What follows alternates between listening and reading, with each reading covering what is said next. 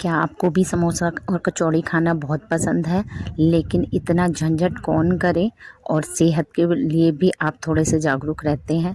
तो देखिए, आज मैंने एक नया डिफरेंट आटे से बनाया है नाश्ता, जो बिल्कुल स्वाद देगा समोसे का, लेकिन ये बहुत ही हेल्दी और बहुत ही यूनिक रेसिपी है जो मैं आपके साथ आज शेयर करूंगी।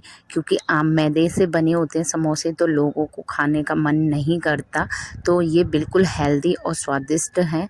तो ये क्योंकि ये गेहूं के आटे से मैंने बनाए हैं, इतने करारे और इतने टेस्टी यम्मी हैं कि एक बार आप इन्हें खाएंगे तो कचौड़ी और समोसा दोनों ही भूल जाएंगे। तो मेरे साथ देखिए मैं किस तरह से इन्हें बनाती हूँ। तो चलिए शुरुआत करते हैं। तो यहाँ मैंने लिए है एक बड़ी सी थाली। आप चाहें तो यहाँ परात जिसमें हम आटा लगाते हैं वो भी ले सकते हैं, लेकिन आप थोड़ा सा ना फैला हुआ बर्तन ही लें। तो मैंने यहाँ पे 1 कप गेहूं का आटा लिया हुआ है। आप अगर मैदा से बनाना चाहें तो मैदे से भी बना सकते हैं, लेकिन मैं गेहूं के आटे से बनाऊंगी क्योंकि ये थोड़ा सा हेल्दी हो जाता है। तो 1 कटोरी यहाँ मैंने आटा लिया है, उसमें मैं डालूंगी 2 चम्मच सूजी। जी हाँ, महीन वाली जो सूजी होती है ना, वो वाली हम सूजी यहाँ पे 2 चम्मच ऐड करेंगे। उसके बाद यहाँ मैं आधा चम्मच अजवाइन ले रही हूँ, जो हाथों से मैंने ऐसे ही क्रश किया हुआ है। उसके बाद मैं लूँगी आधा चम्मच यहाँ पे नमक, या नमक आप स्वाद अनुसार ले सकते हैं, और अगर आप ज़्यादा बढ़ा रहे हैं तो इसकी क्वांटिटी आप डबल कर सकते हैं। मेज़रमेंट सेम वही रहेगा। अगर 2 कटोरी है तो 4 कटोरी मैदा वो सूजी डालेंगे आप। इसी तरह से इन सब चीज़ों को आप अच्छे से मिक्स कर लेंगे, जैसे हाथों की सहायता से मिल जाए। फिर आप क्या करेंगे, थोड़ा सा पानी डालें, ज़्यादा नहीं, बिल्कुल थोड़ा सा डालना है। उसके बाद हमें एक इंग्रेडिएंट और यहाँ पे ऐड करना है। तो अब मैं यहाँ पे ऐड करूँगी 1 चम्मच, यहाँ पे मैं लूँगी देसी घी। आप चाहें तो यहाँ रिफाइंड भी ले सकते हैं, लेकिन मैंने यहाँ पे देसी घी डाला है। तो आप यहाँ पे 1 चम्मच ऑयल यहाँ पे लेके अच्छे से पूरे में रब कर लीजिए, पूरे में हाथों से अच्छे से मैश कर लीजिए। इससे क्या होगा, घी जो मोमन है ना वो हमारा पूरे में मिक्स हो जाएगा। और हमें एक थोड़ा थोड़ा पानी लेके हमें एक डो बनाना है। याद रखिए, ना हमें ज़्यादा सॉफ्ट डो बनाना है और ना बहुत ही ज़्यादा हार्ड। हमें जैसे हम मट्ठी के लिए आटा लगाते हैं ना, मैदा लगाते हैं, सेम उसी तरह का यहाँ पे आटा हमको गूंद के तैयार कर लेना है। एक पेड़ा बनाना है, एक डो बनाना है बहुत अच्छा सा। आप देख रहे हैं मेरी उंगली किस तरह से प्रेस हो रही है। थोड़ा सा जब हम जोर दे रहे हैं तो उंगली वहाँ पे प्रेस हो रही है। तो आप इसी तरह से थोड़ा सा टाइट डो बना के आप इसको रख लीजिए। उससे क्या होगा, ये जितना टाइट होगा ना, बाद में उतने ही हम जो नाश्ता बनाएंगे वो एकदम क्रंची और अंदर से सॉफ्ट होगा, ऊपर से क्रंची होगा। तो यहाँ मैंने अपना आटा लगा दिया है। अब हम क्या करेंगे, इसे एक कटोरी से ढक देंगे। आप चाहें तो यहाँ एक मलमल का जो कपड़ा होता है हल्का सा उसको ढक दीजिए। उसके बाद यहाँ पे मैंने लिए हैं 3 मीडियम टाइप के आलू, उनको छील कर मैंने यहाँ पे ग्रेट कर लिया है। जी हाँ, हाथों से आप बिल्कुल ना फोड़ें, क्योंकि ये नाश्ते में वो फिर फट जाएंगे, बेकार हो जाएंगे। इसीलिए आपको यहाँ पे ग्रेट करके ही आलू लेने हैं। मैंने 1 चम्मच यहाँ पे नमक लिया था। उसके बाद यहाँ मैं ले रही हूँ लाल मिर्च कश्मीरी वाली। थोड़ा सा मैं यहाँ पे ले रही हूँ गरम मसाला। उसके बाद मैं यहाँ पे ऐड कर रही हूँ चाट मसाला। ये मेरा चाट मसाला मैंने खुद से घर पे बनाया था। अगर आपको रेसिपी चाहिए तो आप मुझे बता दीजिए कमेंट बॉक्स में।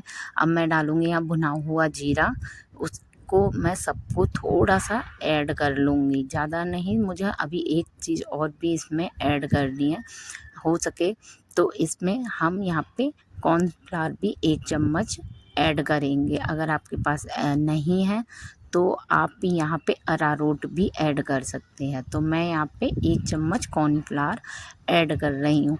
अब हम इन सारी इंग्रेडिएंट को अच्छे से मिलाएंगे, जिससे कि हमारा जो आलू का मिक्सचर है ना वो अच्छे से पूरे में मिक्स हो जाए। जो भी सारे मसाले हैं उनको अच्छे से हम उनमें मिक्स कर लेंगे। तो आप देख रहे हैं किस तरह से मैंने सारा मिक्स करके एक डो के फॉर्म में लेके आई हूँ। और एक और ख़ास बात मैं आपको बता दूँ, जब भी आपको कभी नाश्ता बनाना हो, एकदम तुरंत मन करे, तो आप हमेशा अपने फ्रिज में जो है आलू उबाल के रखिए। ये आलू मेरे उबले हुए फ्रिज में रखे हुए थे, उससे क्या होता है आलू थोड़े से टाइट होते हैं, फिर वो आसानी से सेट हो जाते हैं। तो चलिए अब हम क्या करेंगे, जो हमने डो बना के रखा हुआ था उसको हम हाथों की सहायता से थोड़ा सा मैश कर लेंगे, मतलब थोड़ा सा मलेंगे।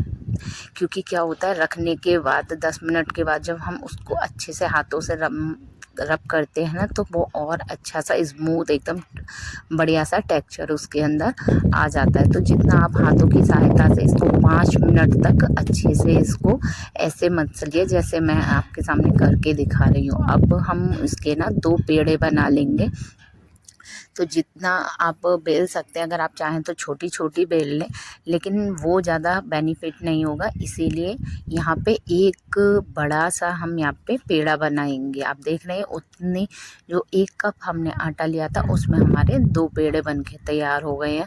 तो अब मैं यहाँ पे उनको बेल रही हूँ। तो आप ना अच्छे से इनको बेलिए, जैसे हम मट्ठी के लिए बेलते हैं ना, उसी तरह से आप इसको यहाँ पे बेल लीजिए, बड़ा कर लीजिए। और कितना मोटा और कितना पतला रखना है ये मैं आपको अभी बताऊंगी। आप पहले इसको बेलिए और देखिए मैं किस हिसाब से बेल रही हूँ। और याद रखिए हमें पूरी एक तार बेलनी है, कहीं मोटी कहीं पतली ऐसी नहीं होनी चाहिए। आप देखिए स्क्रीन पे मैं आपको दिखा रही हूँ, इतनी ही आपको पतली रखनी है, ना मोटी ना पतली। अब हम क्या करेंगे, बेलने के बाद हम उसके चारों किनारों को एक तार काट लेंगे, यानी हम स्क्वायर शेप में उसको ले लेंगे। जो मैदा की हमने पूड़ी बनाई थी ना, उसको हम चारों साइड से कर लेंगे। उसके बाद हमने जो आलू का मिक्सचर बनाया था ना, वो आलू का मिक्सचर हम लेंगे। और लेने के बाद हम क्या करेंगे, एक लंबा सा रोल बनाएंगे। उसके बाद इस आटे के ऊपर हम रखेंगे और उसको फ्लैट कर देंगे। देख रहे हैं ना आप किस तरह की शेप में मैं कर रही हूँ। इसी तरह से आपको वो शेप बनानी है, आलू इस तरह से ही रखने हैं। और धीरे धीरे हाथों की सहायता से हमें इसको जो है डबल फोल्ड करना है। एक हमने पहले फोल्ड किया और हाथों से उसको प्रेस करती रहिए, जिससे आलू उसके ऊपर बहुत अच्छे से चिपक जाए, बाहर ना निकले। अब हम क्या करेंगे, ये जो हमारा थोड़ा सा पोर्शन बचा है ना, उस पे हम यहाँ पे पानी लगा देंगे। आप चाहें तो ज़रा सा आटा घोल के भी लगा सकते हैं, मैं यहाँ पे सिर्फ पानी लगा रही हूँ। तो आप जो लास्ट में किनारी है वो, और ऊपर जहाँ हम चिपकाएंगे उस पे भी हम दोनों साइड अच्छे से थोड़ा सा पानी लगा लें। ज़्यादा नहीं लगाएं वरना वो वहाँ से गीला हो जाएगा आटा, बस हल्का सा, जिससे ये आसानी से चिपक जाए हमारा, इतना ही हमें यहाँ पे पानी लगाना है। तो अब आप देख रहे हैं मैं किस हिसाब से इसको फोल्ड कर रही हूँ, किस हिसाब से इसको मैं प्रेस कर रही हूँ। तो आप इसी तरह से इसको दबाइए, हाथों से प्रेस करिए, जिससे ये बहुत आसानी से दब जाए और हमारे अंदर की जो आलू की फिलिंग है ना, वो एक तार एकदम सेट हो जाए और आटे से भी हमारी चिपक जाए।